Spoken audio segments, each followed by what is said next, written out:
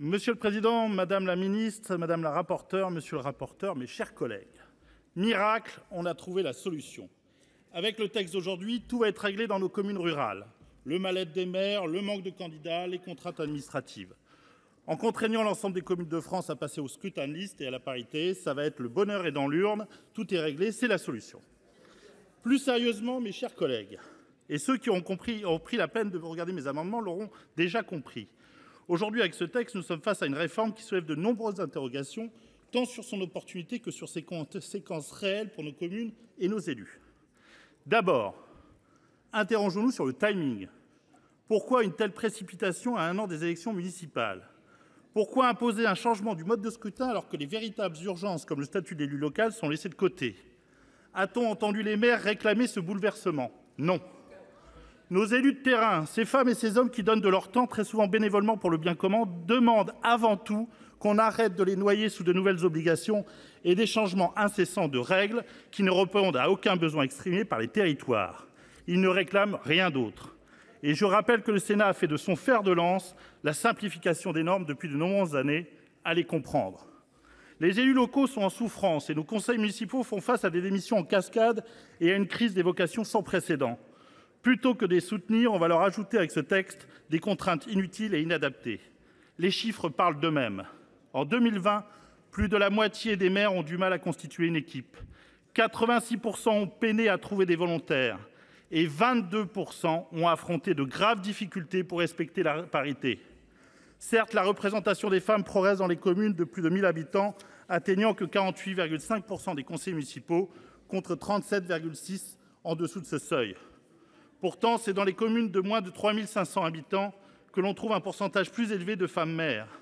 Cette évolution s'est opérée sans contrainte, preuve que des dynamiques locales existent déjà. J'ai moi-même été maire d'une commune de moins de 350 habitants.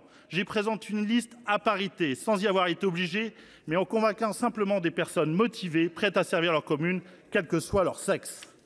Imposer des règles rigides de parité dans des villages avec peu d'habitants où il est déjà difficile de trouver des volontaires, c'est méconnaître la réalité. Dans certaines petites communes, les habitants sont en majorité des hommes, ailleurs ce sont des femmes. Doit-on refuser une candidature motivée et disponible parce que l'équilibre homme-femme n'est pas atteint ? Quel non-sens ! Plutôt que de modifier le mode de scrutin, ne devrions pas nous interroger sur les causes profondes de la crise de l'engagement municipal ? Plutôt que compliquer davantage la tâche des élus locaux, ne devrions pas concentrer nos efforts sur des réformes attendues comme celle visant à renforcer la démocratie locale ? Il serait plus pertinent, par exemple, d'achever l'examen de la proposition de loi instaurant un statut de l'élu local qui répond au véritable défi de reconnaissance et de valorisation de leur rôle et qui a été voté à l'unanimité au Sénat. Leur offrir des moyens adaptés et un soutien institutionnel renforcé constituerait un levier bien plus pertinent pour encourager de nouvelles vocations et de préserver la vitalité démocratique de nos territoires. Il faut qu'un élu puisse trouver un juste équilibre entre sa vie professionnelle, sa vie privée et sa vie d'engagé au service de sa commune. C'est d'ailleurs la position de la délégation sénatoriale aux collectivités territoriales en octobre dernier. Je me permets de le rappeler. Le rapport de la mission Flash renforçait l'efficacité des conseillers municipaux, des solutions pour 2026. Proposer de faire de la création d'un statut de l'élu local un prérequis et une priorité absolue. Pourquoi cela a-t-il été perdu de vue ? J'ai l'impression qu'on pourrait faire un parallèle avec la PPL ZAN sur lequel on retravaillera demain.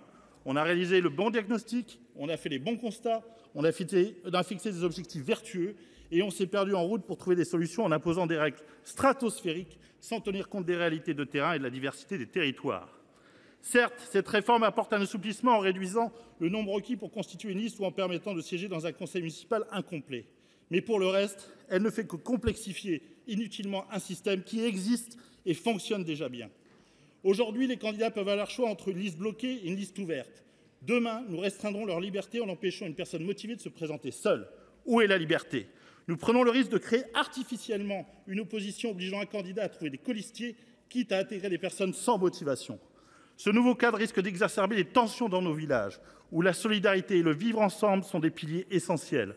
Nous risquons de nous diriger vers une démocratie locale plus conflictuelle. Où est la fraternité ? On nous parle de tir aux pigeons. Mais qu'est-ce qui empêchera l'électeur de rayer quand même un nom autre que celui du maire et de rendre la liste ainsi caduque ? Très souvent, la grande majorité des maires seront conduits, même avec moins de voix que les autres candidats. Quand on se présente ou qu'on se représente à une élection, On prend ses responsabilités et c'est la démocratie qui est en œuvre.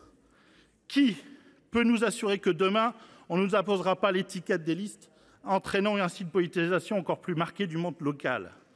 Et surtout, rien ne garantit que cette réforme améliore la situation. Pire, nombreux seront les maires qui, face à cette complexité accrue, choisiront de renoncer. Le remède pourrait être pire que le mal. Le danger ultime? Voir disparaître des conseils municipaux faute de candidats. Et nous savons tous où cela peut mener. La disparition des communes.